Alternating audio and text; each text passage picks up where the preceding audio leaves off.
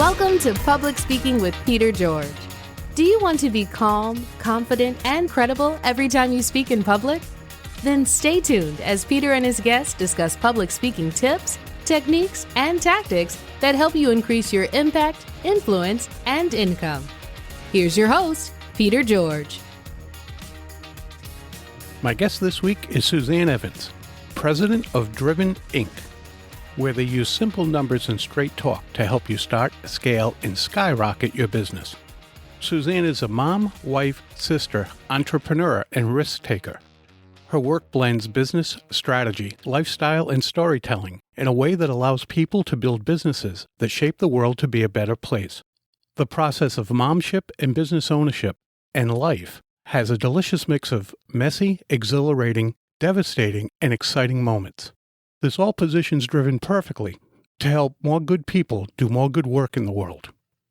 Here's my chat with Suzanne Evans. Hi, Suzanne. Welcome to the Speaker Station podcast. Thank you so much for having me. I'm delighted to be here. It's great to have you here. Your business journey has been an amazing one.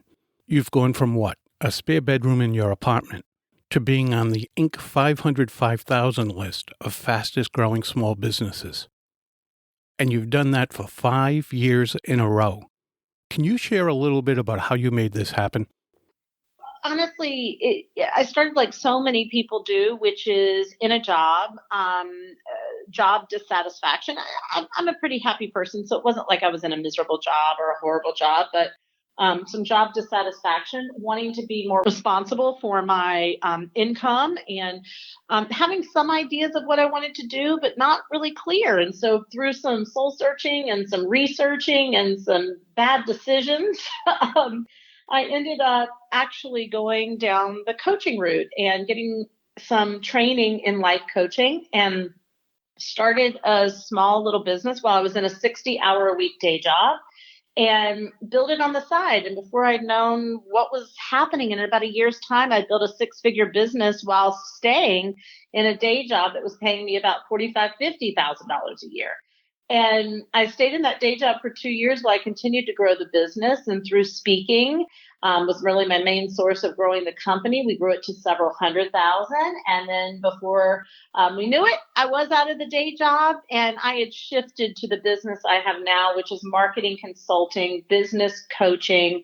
And we had grown a $1 million business, now a multiple $1 million business. And it was really all from an idea that I did on nights and weekends while still in a day job. And all really through speaking is how I built the business and quite often how I still keep it running and continue to grow it today. Why do you see speaking as such a powerful way to promote and grow a business? You know, we live in this amazing world of technology and cyber connection and we can, reach thousands of people in a moment, but it's really hard to reach someone's heart the way you can standing in a room or standing on a stage and connecting with a group of people.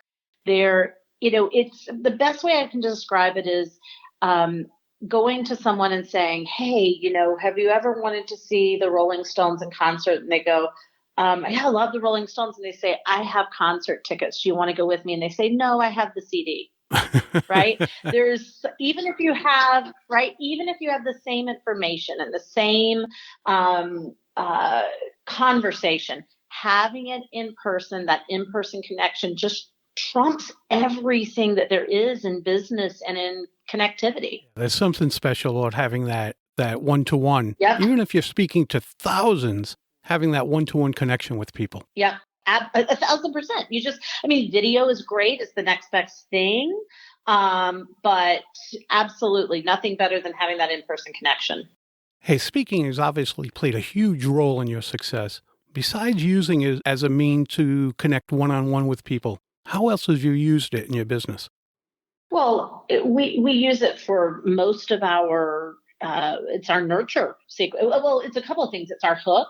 It's how quite often we connect with people for the first time because there's no better way to have trust, right? And build credibility than somebody putting you in front of a room of people and saying, hey, meet this expert, Suzanne Evans.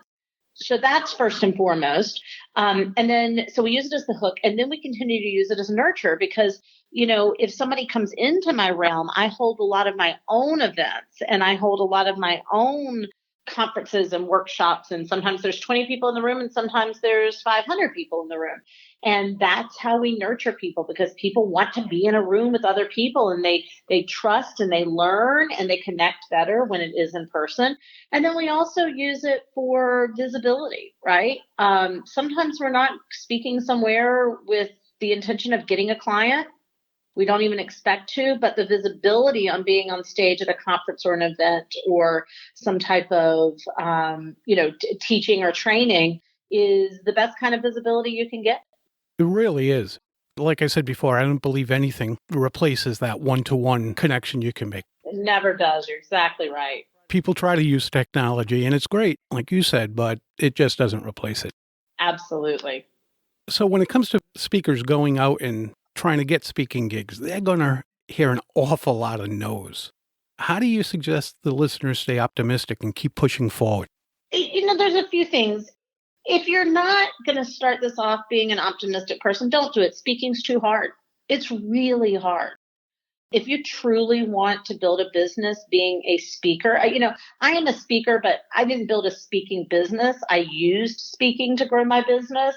So I was still on the road quite a lot, but speaking is getting on a plane and traveling from one place to the other. It's, me a couple of weeks ago, landing in Jacksonville, Florida at 10:30 at night, not getting to my hotel until 12:30 because the flight was delayed, getting up the next morning and needing to be ready to speak at 8 a.m., then finishing speaking there and driving in a car 2 hours to Orlando to then get in another hotel, grab a bite to eat, go to bed, work on a PowerPoint, get up the next morning and speak there at 7:30 in the morning, and then rush to the next site to speak somewhere at 11:30, right? It's a lot of travel. You only get to speak a few hours a week or a month, even sometimes on stage. Where all of the time and the effort goes into is the preparation and the travel and the tweaking and mainly about 80% of all of your time is spent on the phone or online reaching out to people to book gigs. Everybody wants to be a speaker. Nobody wants to get themselves booked.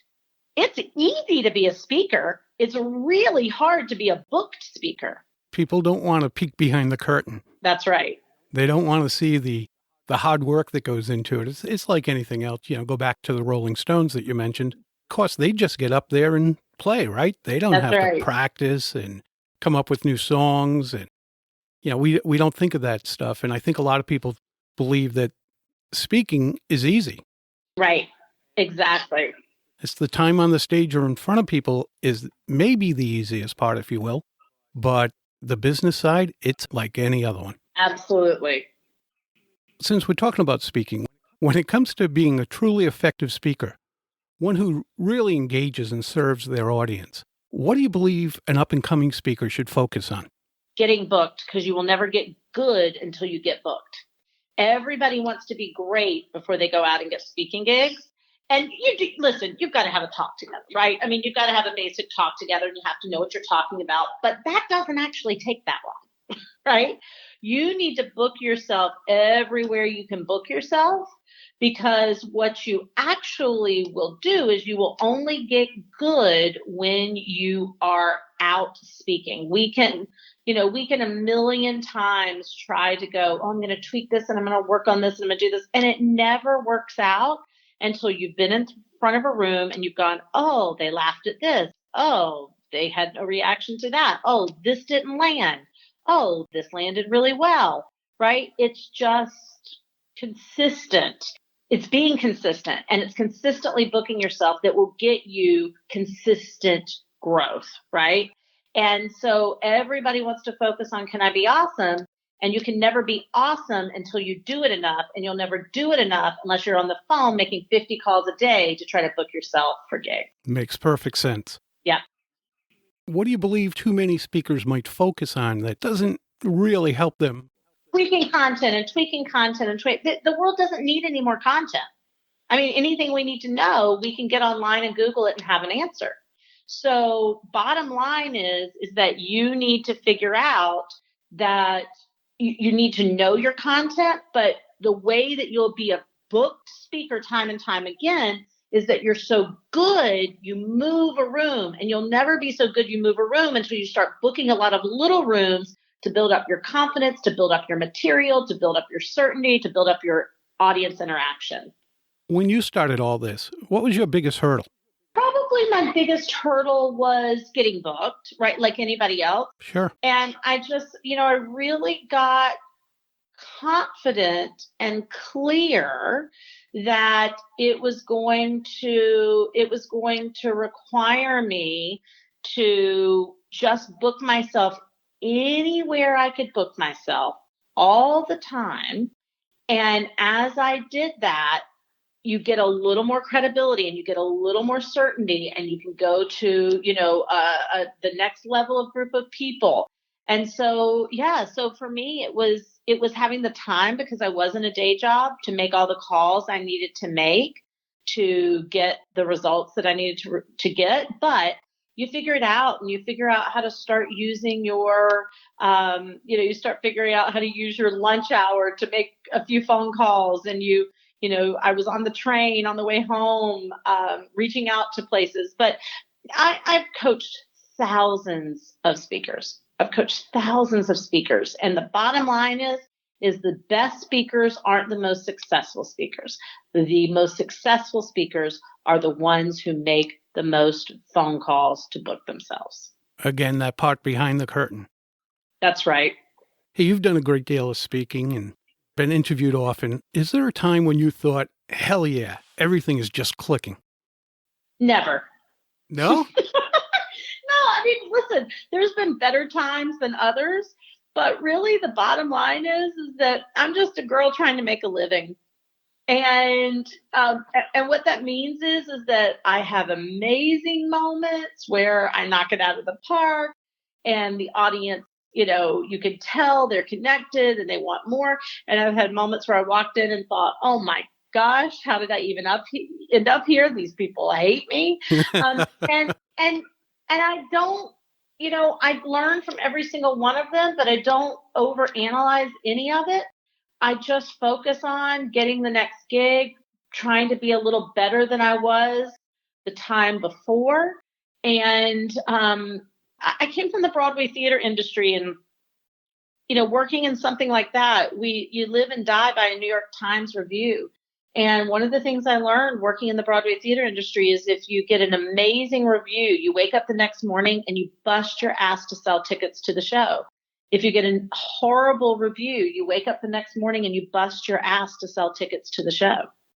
It's the same game every single time, and you just try to make yourself better each time. Just keep moving forward. That's right. With that said, there are going to be times when our listeners, when they bomb. Sure.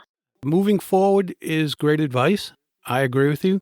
But how can they help themselves even beyond that? Is there some thought process, or what else could they do to help themselves when they know they truly bombed on stage? You should go home, you should beat yourself up a little bit.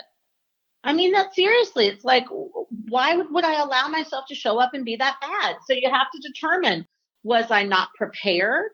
Was I under? Listen, there's no such thing as being stressed. There's only lack of preparation, right? So if you truly bomb, you aren't prepared. I don't think I've ever bombed. I've had good gigs, I've had bad gigs, but I've never bombed because it's my job not to bomb. So you didn't do your job. So you got to go figure out how to clean up your act and do your job. That's truly what it is on stage. Would you agree? You're not a presenter, you're a preparer. Absolutely. Absolutely. The presentation will fly because of the preparation. I know with myself, especially, and I used to do this more than I wanted to admit, I would give a particular presentation and nail it. Absolutely nail it. And you could feel it. You got the responses back from the people. Not the, hey, nice presentation, but they were really saying what they took away from it. And I felt awesome. And then a week and a half later, I had to give pretty much the same presentation. And I already nailed this. Why do I have to prepare so hard? Yes. And I didn't get the same reaction. Yep. And that's also why I started off by saying that you've absolutely got to book as many gigs as you can, because you need a large pool of feedback to know what works and what doesn't work. What do you have coming up? I know you're always working on something. You mentioned early on in this podcast that you have your own gigs that you produce. What are some of the things you do? Yeah, so I would say probably the best thing to know is we do a 3-day event in November. We don't have the exact dates. It's usually it's usually the second week in November, because we're actually this week, we'll be signing our hotel contract. But you can always reach out to my team at help@driveninc.com. So that's help@driveninc.com. My company is Driven Inc. And we'd love to gift any of your listeners a free ticket. It's usually in Atlanta. I'm not making any promises because, again, we have to sign hotel contracts, but it's usually the second or third week of November, usually a week before Thanksgiving. It's a 3-day business, the business of speaking, being good on stage, knowing how to get booked, knowing who you are, kind of building out your messaging and how you're unique and how you can get booked and all that good stuff. And I'd love to gift your listeners a ticket. So they can just email us at help@driveninc.com and say, I want a free ticket to Build Your Speaking Biz Bootcamp. We'll let you know the details, and if the dates and everything work for you, we'd love to have you as our guest. You know, that's very kind of you. I'll put that in the show notes as well. And I hope people take advantage of it. That's a very generous offer. I'm sure they're going to get a ton out of this should they attend. Awesome. Well, they'll have a blast. You'll learn a lot. You'll be challenged a lot, but it's a great event. You know, if people don't learn anything else about you, I'm sure they have to have learned that you are one driven individual. And the fact that you name your company Driven, I think speaks volumes. Thank you. I appreciate that, because you can overcome most inabilities or lack of talent with being driven. That's true. Just keep moving forward. That's right. Suzanne, it's been a pleasure to have you here. Thanks so very much. Thank you. Thanks for having me. That's a wrap of another episode of Public Speaking with Peter George. Be sure to rate, review, and subscribe wherever you listen to your favorite podcast. Tune in Monday when you'll hear another episode of Public Speaking with Peter George, and again Thursday for your next episode of Quick Bites, public speaking tips and techniques you can digest in 5 minutes or less. Until next time, remember, when it comes to speaking in public, you've got this.